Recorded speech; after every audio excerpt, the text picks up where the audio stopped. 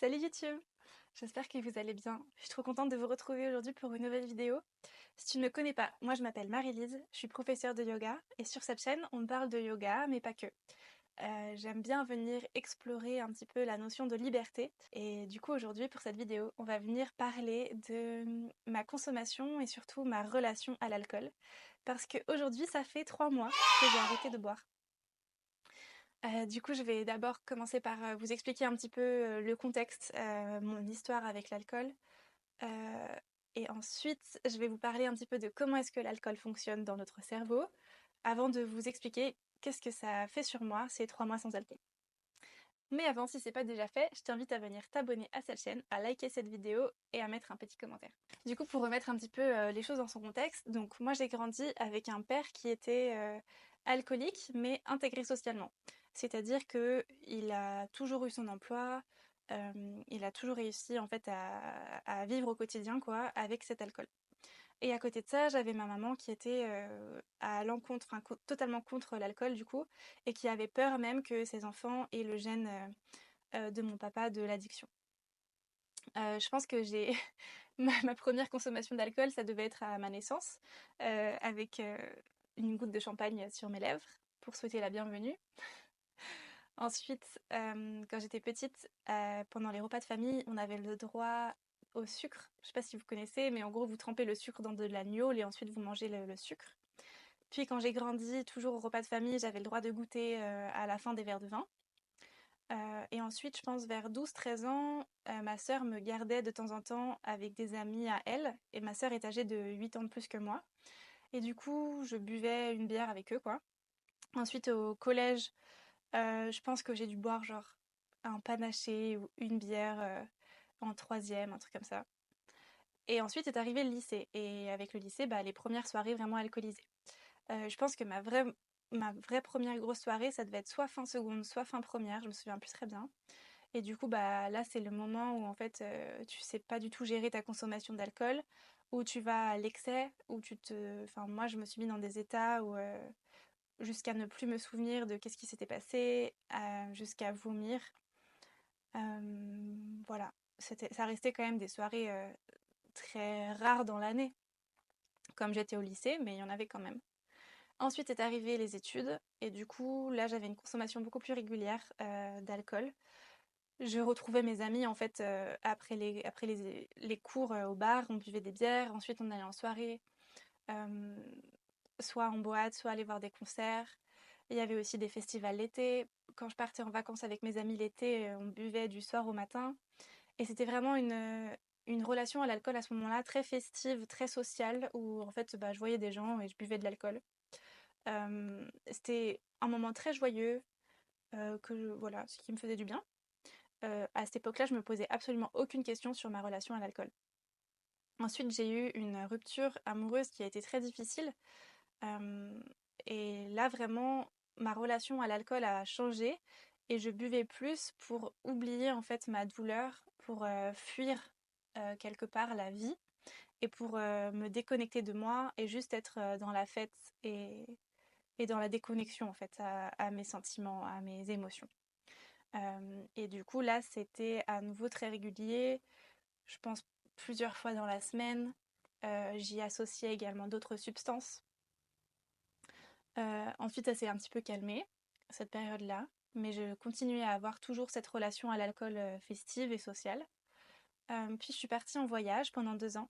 Et pendant ce voyage, en fait, je pouvais passer des périodes pendant un mois où je buvais absolument tous les jours comme un peu des vacances éternelles. Et puis le mois d'après où j'étais plus en introspection sur moi-même, en trek, ou voilà, où du coup là je ne buvais plus du tout. Et en fait, je me suis rendu compte que pendant ce mois-là, l'alcool ne me manquait pas du tout. Et donc j'ai commencé à me poser des questions sur ma relation à l'alcool. À me demander pourquoi est-ce que je consommais, pourquoi est-ce que je ne pouvais pas passer de soirée sans boire, euh, pourquoi est-ce que je changeais totalement de personnalité en fait quand je consommais de l'alcool, etc. Puis avant de rentrer en France, j'ai fait mon teacher training pour devenir professeur de yoga. Et du coup, pendant un mois, j'ai vraiment été profondément connectée à moi-même. Pendant un mois, en fait, on pratiquait des asanas, donc des postures de yoga, 1 heure et demie par jour, voire plus. On mangeait extrêmement bien. on méditait, on respirait. Évidemment, il n'y avait pas du tout d'alcool. Et du coup, à la fin de ce mois-là, j'étais juste pleinement heureuse et amoureuse de la vie, quoi. J'étais trop bien. Et j'avais pas besoin d'alcool. Et puis, je suis rentrée en France. Et là, j'ai continué à boire, mais avec une relation différente. Dans le sens où je continuais de boire parce que j'aime toujours le goût de l'alcool, et que c'était encore quelque chose de très social. Ça me permettait de voir mes amis, de les rencontrer autour de quelque chose. Mais du coup, je consommais avec beaucoup plus de modération et beaucoup moins souvent. Et puis en janvier, ce qui s'est passé, c'est que j'avais une journée de thérapie qui était prévue.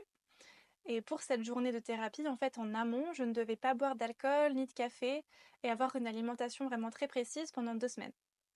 Donc pendant 2 semaines, j'ai vraiment totalement arrêté l'alcool. Puis j'ai eu cette thérapie qui a été vraiment très transformatrice, qui m'a changée profondément, qui m'a permis de découvrir vraiment mon essence.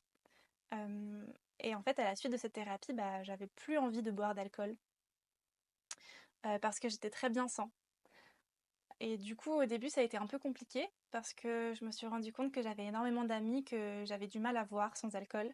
Je me suis rendu compte que en fait, les relations que j'entretenais avec certains d'entre eux, c'était vraiment juste festif et qu'il n'y avait pas quelque chose de très authentique, de profond.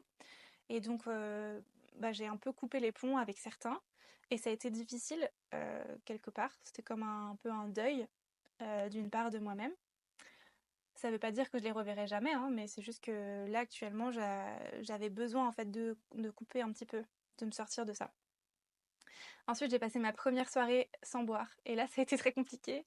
J'étais vraiment pas à l'aise. Je me suis rendu compte que j'aurais bien aimé avoir un verre de vin à la main. Et du coup, là, ça m'a rendu triste en fait. Ça m'a vraiment posé la question de mais pourquoi est-ce que t'arrives pas à être toi-même en soirée? C'est quand même fou. Et du coup, je suis encore plus rentrée en introspection, je me suis encore plus posé des questions sur moi. Et j'ai continué à ne pas boire. Et puis, je me suis encore forcée 2, 3 fois à sortir.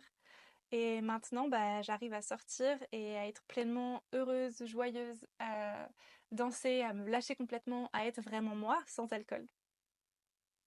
Voilà, du coup, je suis trop contente. Et revenir aussi sur la notion que, bah, en fait, en France, c'est une drogue qui est légale et qui est même encouragée de consommer, qui fait vraiment partie de notre culture. Ma grand-mère, elle me racontait, elle avait un verre de vin à table quand elle était en primaire, quoi. Et on est vraiment dans un pays où limite il faut se justifier quand tu n'as pas envie de boire d'alcool, alors qu'en soi, chacun devrait avoir la liberté d'accepter ou de refuser d'avoir une drogue dans son corps, quoi. C'est vraiment quelque chose qui m'interpelle. Je voulais juste vous expliquer un petit peu comment est-ce que fonctionne l'alcool. En fait, c'est vraiment une substance qui va venir modifier ta chimie interne au niveau du cerveau. Et ça va faire que tu vas avoir l'impression d'être plus toi-même, parce que ça va te désinhiber. Alors qu'en fait, c'est complètement le contraire, ça va te couper de toi-même. En fait, ça va agir sur des zones de notre cerveau liées à l'autocontrôle et au jugement. C'est ce qui fait qu'on va se sentir beaucoup plus libre. Mais c'est ce qui fait aussi qu'on peut avoir des comportements un peu destructeurs et qu'on n'aurait pas en fait en temps normal. L'alcool, ça va venir aussi augmenter l'activité du neurotransmetteur GABA, qui est un peu comme un frein du système nerveux. Du coup, tu vas te sentir beaucoup plus détendu, relâché. Et en parallèle, ça va venir bloquer le glutamate, qui lui est un excitateur. Tu vas moins réfléchir et moins ressentir aussi. C'est pour ça que quand tu es sous alcool et que tu te blesses, bah tu vas pas avoir mal, tu vas pas le sentir. Donc en fait, je me suis vraiment rendu compte de ça, c'est qu'on a l'impression qu'avec l'alcool, on est plus désinhibé et qu'on est plus relâché. Mais en fait, c'est juste qu'on se coupe complètement de nous-mêmes et des comportements qu'on aurait en temps normal, sans substance. Donc c'est un peu ce qui me questionne, c'est que dans notre société, en fait, on va venir encourager la consommation de cet alcool. Donc on va venir encourager le fait qu'on soit heureux en étant déconnecté de nous, plutôt de venir encourager le fait d'être heureux sans alcool et du coup de venir encourager en fait un travail sur soi, une introspection pour réussir à être complètement libre et lâché euh, sans avoir besoin de substances. Et du coup, donc après 3 mois sans alcool, aujourd'hui, je me sens beaucoup plus heureuse d'avoir réussi en fait à me libérer de ça pour être pleinement moi-même en soirée. Je suis très fière de moi en fait, d'avoir réussi à me connecter à moi-même tout le temps. J'ai aussi un meilleur sommeil, une meilleure énergie. J'ai beaucoup moins de brouillard mental que je pouvais avoir, notamment lorsque je buvais beaucoup. Comme je vous l'expliquais aussi, j'ai l'impression d'avoir des relations beaucoup plus authentiques et beaucoup plus vraies. J'ose juste être moi-même totalement, complètement, tout le temps. Et c'est vraiment une libération. Je sais pas si je boirai plus jamais de ma vie, c'est pas du tout le but. Euh, je me suis pas mis de deadline ou de challenge, quoi, parce que je pense que j'aime quand même toujours un peu le goût de l'alcool. Mais en tout cas, je pense que je boirai avec beaucoup plus de conscience, avec beaucoup plus de modération. Et que si je suis amenée à boire, ce sera plus pour me fuir moi-même en fait. C'est ça qui est vraiment important. C'est que maintenant j'ai compris que l'alcool, ça te déconnectait de toi-même et que j'ai plus envie de ça. Voilà, donc si j'ai fait cette vidéo, c'est pas du tout pour en faire un dogme en fait. C'est juste pour amener une discussion autour de ce sujet, pour amener à te questionner autour de ta relation à l'alcool. Parce que je trouve qu'on n'ouvre pas assez la parole là-dessus et qu'on se questionne pas assez sans jugement, juste vraiment se questionner profondément avec nous-mêmes de pourquoi est-ce que je bois, pourquoi est-ce que j'ai besoin de boire pour être en soirée, pour me sentir libre, pour oser en fait danser, pour oser parler aux autres. Pourquoi est-ce que je ne ferais pas plutôt le travail d'être bien avec moi-même sans alcool? Je pense que chacun a son cheminement personnel et je suis vraiment pas là pour juger là où toi tu en es dans ton cheminement par rapport à ça. Comme je vous l'ai expliqué, moi j'ai une relation à l'alcool aussi très intense quoi. Donc je ne suis pas du tout là pour juger, juste pour ouvrir la discussion. Du coup, si cette vidéo t'a parlé, t'a touché peut-être, t'a permis de te poser des questions, n'hésite pas à me mettre en commentaire quels sont les questionnements que tu as par rapport à ce sujet, où est-ce que tu en es dans ta vie par rapport à ta relation à l'alcool. Si tu penses aussi que cette vidéo peut toucher d'autres personnes, n'hésite pas à la partager. Et je t'invite aussi à t'abonner à cette chaîne pour qu'on explore ensemble encore un peu plus d'autres sujets. Je te dis à très bientôt pour une nouvelle vidéo.